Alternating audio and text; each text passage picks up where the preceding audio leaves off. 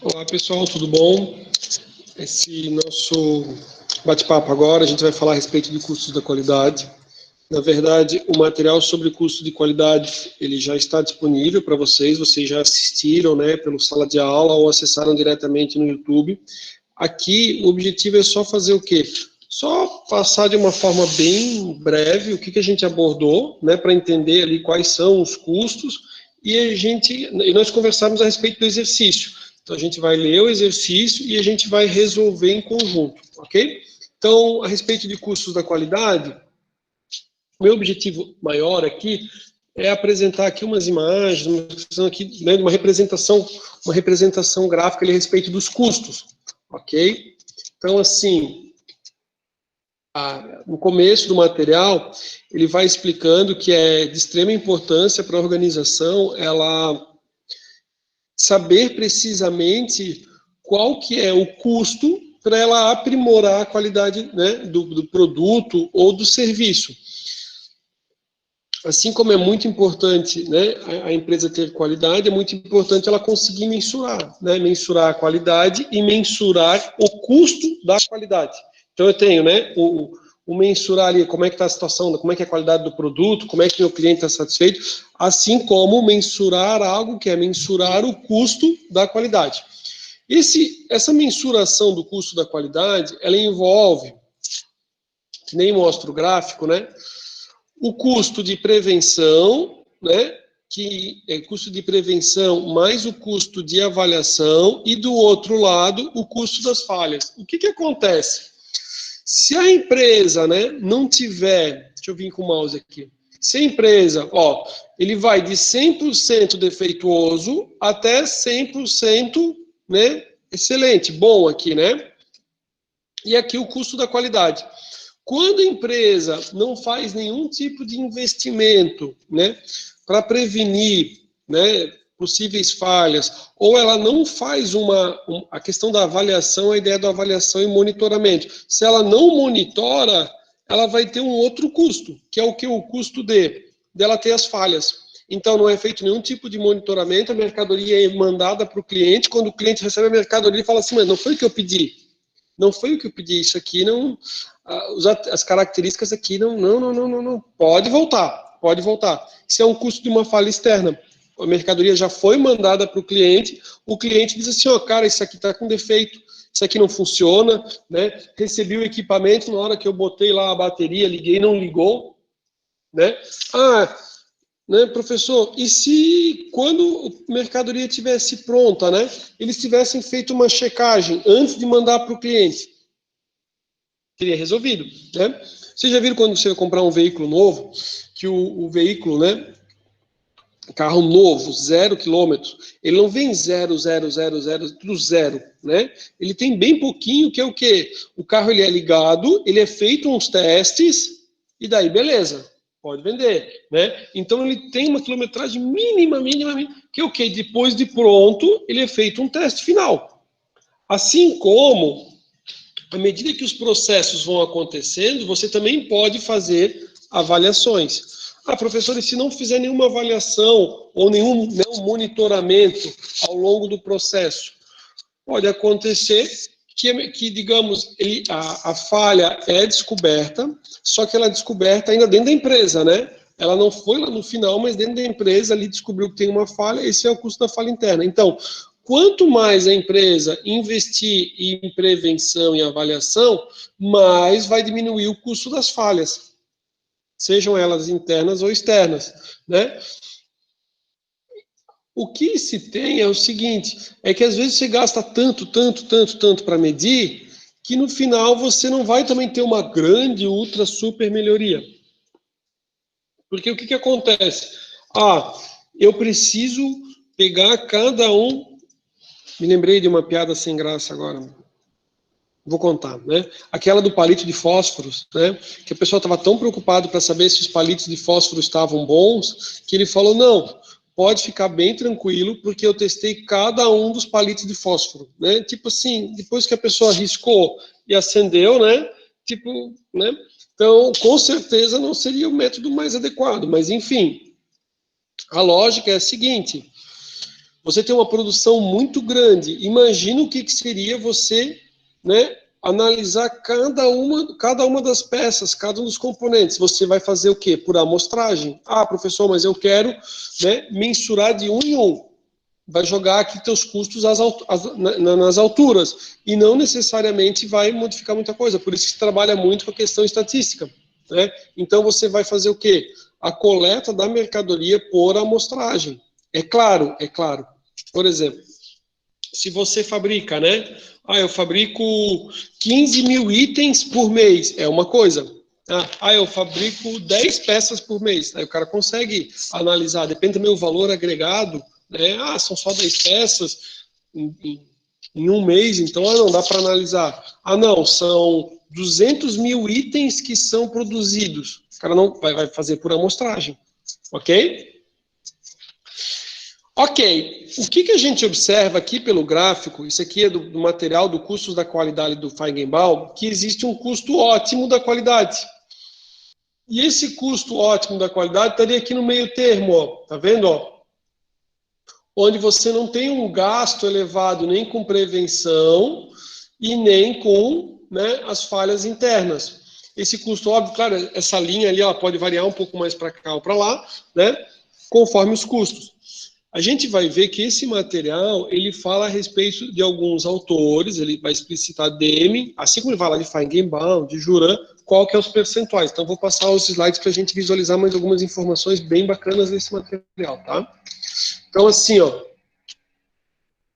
Opa. Aqui, eu quero ver se ele estava demorando aqui. Eu estava apertando, ele estava demorando para ele. Então, assim, ó, aqui ele explica, né, o que é um refúgio, o que são unidades defeituosas, o que é desperdício, o que é sobras. A gente chegou a conversar sobre isso na aula passada, tem no material também, né? Só que na aula passada, quando eu estava aqui, estava travando um pouco. Então, eu tenho, né, as entradas, os insumos, né, ou as devoluções, e as saídas aqui são o produto, que é o objetivo, né, o produto que está se buscando produzir, só que acaba acontecendo, né, algo que é chamado de refúgio. O que é o refúgio? Refúgio é assim, foi produzida uma peça, ela está com as dimensões erradas, ela não serviu, não vai servir para nada, e, além disso, você não consegue arrumar.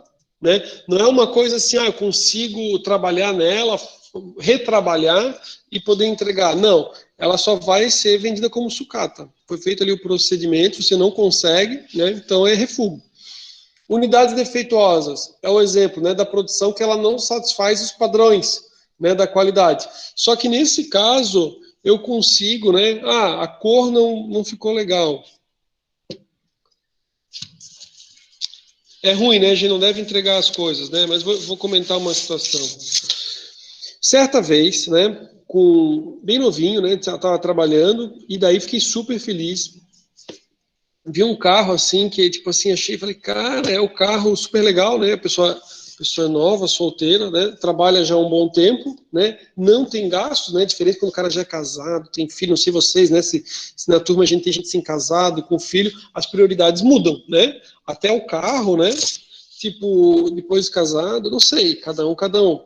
Mas assim, você velhão, assim, com carro de guri, não é legal, né? É a mesma coisa você ver um tiozão, assim, e o tiozão tá com o carro com o som a todo volume, tipo, parece só que é um velho surdo, não parece que é uma pessoa maneira, né? Diferente de um guri novo, talvez com uma caminhonete, sei lá, cheio de som. Beleza. O que acontece? Aí comprei o carro, super feliz, e era uma cor bem diferenciada, né? Era uma cor que ele, dependendo quando a luz batia, ele mudava a tonalidade. Cara, era lindo, show de bola o carro, né? Aí depois encontrei uma pessoa, depois de um bom tempo, falou, o carro até fala, né? Daí pensei, tá, né? Tipo, a pessoa me falou em 2000 e pouco o carro falava. Daí eu pensei, os carros já tinham um sistema ali, né, que fala, enfim. Moral da história, o carro com 1 semana e meia, ele tinha o vidro bem fechado de insufilme, escuro. Fui parar no posto, e cargas d'água, o cabeçudo parou na minha frente. O cara parou na minha frente, enfim, e eu fui manobrar. O vidro fechado de insufilme, eu engatei a ré, né, e barbeiragem, né? Barbeiragem, deu uma encostada assim. Aí você imagina que você comprou um carro super legal, né? pessoal brinca, tinha aqueles carnê assim, né, para pagar, mas enfim, tava rodando, tava curtindo, né? Aí levei o carro aonde? Na concessionária. Levei o carro na concessionária, pedi pro cara fazer a tal da pintura. Imagina que você compra um carro novinho, uma semana e meia você dá uma lascadinha nele, manda pintar, já olha com aquela tristeza pro carro, né? Aí eu olhei, tava diferente. Tipo assim, deixa eu ver que carro, não sei. Tem alguns carros que às vezes você tem em cor, né? Que às vezes tipo é um cinza mais claro, um cinza mais escuro, mas não é, tipo, tem diferenças de tonalidades. Moral da história, eles pintaram numa tonalidade um pouco diferente. Eu olhei assim, dava para ver que tipo tinha sido pintado. Eu falei, olha, tu me desculpa, mas isso aqui tá diferente, cara, isso não tá legal, era no vinho. Aí o cara falou assim, não, isso é assim. Isso é assim, o cara falou.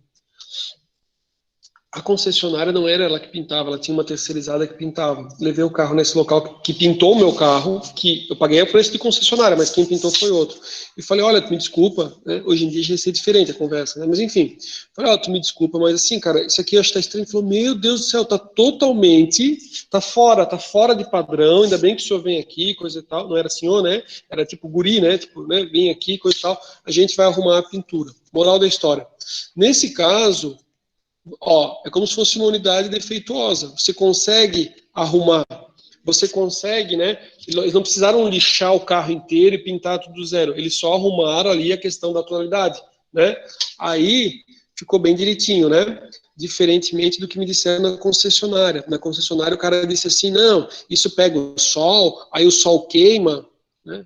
Sei lá, tipo, depois de 5 anos, talvez quando o cara tiver todo gasto, vai ficar na cor certa, né? O que aconteceu, professor? Eu nunca mais levei o carro na concessionária. Para não dizer que nunca mais levei, como tem toda aquela questão de é um carro importado, tem a questão do computador, eu passava no computador da concessionária, pedia o orçamento e levava no outro mecânico, né? Então, tipo, baita mancada, né? Baita mancada da concessionária. Beleza, ó. Eu sei, a primeira mancada foi do motorista, né? Mas depois foi da concessionária, né? Que disse que a pintura estava boa quando não estava. Então, assim, ó, refugo é a situação que, digamos que eu mandasse fazer uma peça, o cara fez totalmente errada, não tinha como fazer, o cara pode jogar fora, sucata, não serve, tá? Defeituosa, o cara ainda consegue arrumar. Tem a situação do desperdício. O que é o desperdício? Material que se perde ou se evapora, ou se encolhe, ou é resíduo e não tem valor de recuperação, tá? Então, assim, por exemplo, né, exemplos de desperdício, né, quando você vai trabalhar, que nem eu falei de tinturaria industrial, às vezes a caldeira, ela pode ter alguma, da caldeira, né, até o equipamento, pode ter desperdício ali, que é a perda do calor, né, por causa da questão da tubulação. É um exemplo de desperdício. A sobra é um exemplo de um resíduo de material de certas operações fabris que tem valor mensurável, mas de importância relativamente pequena. Então você vai fazer, digamos, o corte com a máquina e fica alguns pedaços. Então, vou dar um exemplo. Questão de publicidade, divulgação, quando você faz materiais de divulgação, né, do empreendimento, do hospital veterinário, né, da sua loja, da sua indústria, está fazendo um material, quer fazer um material impresso. Hoje em dia está tudo indo muito para o virtual, né? Mas eu quero fazer um material impresso. Quando você leva, ele já diz, olha, nessas medidas aqui é a melhor medida porque eu consigo, né, numa folha A3, A4, dependendo da medida, eu consigo fazer tantos materiais, né? Vocês sabem que o A4 é questão de 4 dobras, né? Então o A3 ele é tipo assim, aí ele vai aumentando, né? Você vai desdobrando ele vai ficando maior. Então o A1, né, vai diminuindo a 2, A3, A4. Quando você faz o material, eles vão olhar essas medidas, a gráfica olha essas medidas. Às vezes, a construtora faz um material, ela fala, não, eu quero ter um material maior, porque eu não quero assim fique guardado dentro da pasta, eu quero que a pessoa tenha que carregar na mão. Aí ela faz um material maior. Só que às vezes, do tamanho que ela colocou, ele não consegue fazer uma atividade maior, um ótimo lá, e ele fala assim, ó, uma parte a gente vai, na hora que for fazer o corte, vai ter sobras ali. Beleza? Então a gente viu refugos, unidades defeituosas, desperdício e sobras. Aí, a gente falou, né, que os custos, eles estão relacionados ao custo de controle e o custo de falha de controle. Os custos de controle é prevenção e avaliação, né? Lembra do gráfico? Os outros são falhas internas e falhas externas, que é a falha no controle. Então, assim, ou você controla super bem, né? Você previne e avalia, questão do monitoramento. Se não tiver, você vai ter justamente o custo, né, de não ter esse controle, que são as falhas internas e externas. Aqui nesse slide, ele mostra alguns exemplos. Então, a gente tem aqui, né, onde analisar ali os custos, né, relacionados a falhas internas e falhas externas. Aqui, ó, o custo ótimo, né? Aqui é bem interessante, porque o Demi, ele fala assim, ó, a questão da melhoria da qualidade, né? Que quando, às vezes a pessoa pode pensar assim, né, ó, quando a qualidade aumenta, o aumento da qualidade do processo, ó, o aumento da qualidade do processo, a qualidade aumenta, só que os custos não vão aumentar, os custos vão diminuir. Então, o foco lá do Deming é justamente você pensar no processo. Não adianta, né, você gastar em avaliação, só que a ideia de monitoramento, né, só para monitorar um processo que está uma droga, que cada vez vai ter um monte de falha. Então, ele fala assim, é importante aqui a questão do monitoramento? Sim, né, monitoramento fundamental. Só que, né, o foco tem que ser a melhoria contínua, a melhoria do processo. Não apertei, acho que está no automático. Nesse slide aqui, ele mostra o seguinte, quanto que o Feigenbaum diz, né, como sendo custos de prevenção, o percentual característicos, né, de detecção, inspeção e de falhas. E o Juran e o Green aqui, eles já fazem aqui uma distinção ali entre o que é falha interna e o que é falha externa. Aqui é bem bacana, a gente vai fazer o exercício, vou mostrar para vocês ali a resolução do exercício logo depois do intervalo, e a gente consegue até ver ali a proporção de quanto que é, e a gente vai fazer depois um comparativo com essa apresentação aqui, beleza? Aqui, ó, o slide, né, mostrando o valor ótimo de esforço da qualidade, ou seja, né, é justamente quando a gente tem ali o ponto, né, de junção entre o custo de prevenção e avaliação e o custo aqui das falhas internas ou externas, tá? E aqui está lá, ó, valor ótimo do esforço da qualidade. É isso, né? Eu quis passar de uma forma sucinta ali o que a gente viu no nosso slide anterior, para daí a gente entrar no nosso exercício. Vou começar já agora que a gente ainda tem tempo. Então tá, ó, aí eu fiz algumas perguntas para vocês, né? Qual das características de custos, vou ler as perguntas, daí eu vou dar um tempinho para que vocês pensem e a gente retorna às 8h30 com a resolução, tá? Então vamos fazer assim, ó, quais são as perguntas? Vou ler as perguntas com vocês. E 8h30 a gente já vai para a resolução. Não vai dar tempo de vocês responderem as perguntas, mas vai dar tempo de dar uma refletida na hora que vai levantar para tomar um cafezinho. Ó, qual das características de custos que se reduz drasticamente à medida que as não conformidades tendem a zero? Então, assim, ó, a partir do momento que você não tem não tem defeitos, né? Ou seja, que os defeitos tendem a zero, qual desses custos que reduz drasticamente? O que vocês acham? Vamos resolver essa daqui, né? Pessoal, eu tenho os custos de prevenção e tenho os custos de monitoramento, né? Relacionados aos custos de controle. E eu tenho os custos do não controle, né? Que vai ter as falhas internas e as falhas externas. Se a gente for pensar qual deles que vai se reduzir drasticamente, é a questão dos custos do não controle, ou seja, das falhas, né? Se eu não tenho defeitos, eu não vou ter custos, né? Justamente de ter que, né? Mandei a mercadoria para o cliente pega, me liga, possesso, né? Ou me manda um WhatsApp, hoje em dia WhatsApp, manda um WhatsApp dizendo assim, cara, tô te mandando de volta, quem vai pagar o frete é você, tipo, né? Então, assim, quem paga isso, a ideia dos custos, isso ali seria um custo de falha externa, tá? Bem legal, né? Depois eu vou mostrar, inclusive, a resposta com o slide para vocês. Pergunta número 2. Existe um ponto ótimo na curva total de custos da qualidade? A gente acabou de ver o material, por isso que fiz uma revisão com vocês. Existe, tá? Esse eu vou deixar sem responder. Existe sim, a gente viu que tem até um ponto ali, né, ótimo na curva total de custos da qualidade, tá? Depois do intervalo a gente vai fazer esse ali. Questão 3. Baseado nos dados a seguir, classifica os elementos mostrados na tabela de custos da qualidade. Então, assim, ó, o que a gente vai fazer depois do intervalo? Vou fazer em conjunto, a gente vai fazer em conjunto, tá? Tem essa imagem aqui, onde ele mostra, né? Retrabalho, planejamento da qualidade, garantia ou assistência técnica, refugo, equipamento de inspeção, revisão de projeto, treinamento, produtos desenvolvidos, outros custos de prevenção, outros custos de avaliação, outros custos de falha interna e outros custos de falha externa. Alguns, até pelo próprio nome, já fica bem fácil de a gente fazer a classificação. Por exemplo, outros custos de prevenção, está lá em prevenção. Dá para botar tipo aqui, ó. Dá para botar aqui, ó, outros custos de prevenção. Bota 1 aqui de prevenção. Outros custos de avaliação, 2 de avaliação. Falhas internas, bota o número 3 de falhas internas.